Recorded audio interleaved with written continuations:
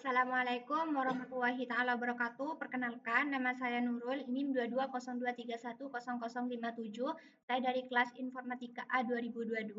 Di sini saya akan melakukan presentasi untuk UAS mata kuliah Distributed System, di mana tugasnya adalah membuat sebuah server secara online atau offline, di mana klien di sini bisa mengakses data file yang ada pada server. Nah, di sini saya menggunakan Cisco Packet Tracker. Nah, langkah yang pertama adalah siapkan satu buah server. Di sini saya menggunakan server PT, server 0, dan satu buah switch 2950-24, dan 3 buah PC. Nah, langkah selanjutnya dari 3 PC ini dihubungkan dengan kabel, di mana di sini bisa menggunakan kabel straight maupun kabel cross. Nah, atau langsung klik automatically choose yang di sini.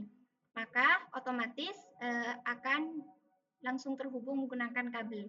Nah, langkah selanjutnya adalah setelah kita berhasil membuat topologinya, kita akan melakukan konfigurasi alamat IP. Nah, yang pertama adalah untuk client server. Di sini kita klik. Nah, di bagian desktop kita cari IP configuration-nya. Nah, untuk server di sini saya menggunakan IP address atau IP alamatnya adalah 192.168.1.1. Nah, untuk subnet max-nya itu akan otomatis terisi. Nah, setelah langkah selanjutnya kita akan melakukan IP configuration IP pada PC. Nah, di PC kita klik PC, lalu kita IP configuration. Nah, untuk PC itu adalah menggunakan 192.168.1.2. Nah, kenapa tidak titik 1? Karena alamat tersebut sudah dipakai oleh server. Nah, jadi di sini saya melakukan konfigurasinya itu secara berurutan per PC. Nah, di sini kan 1.1. Nah, maka di PC ini 1.2.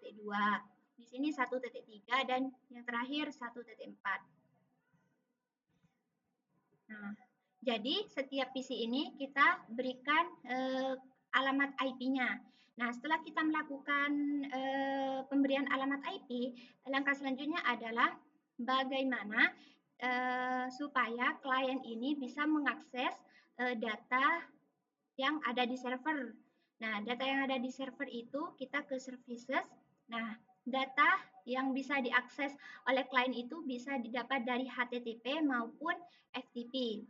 Nah, kalau yang dari HTTP di server itu, pastikan HTTP-nya itu dalam keadaan on.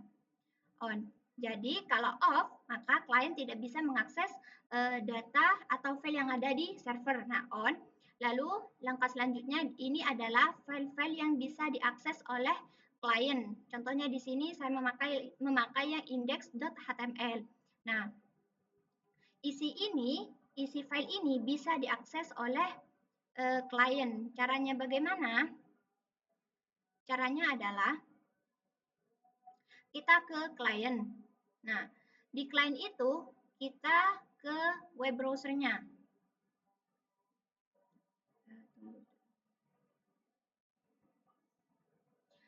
Tunggu, not responding, ada kendala.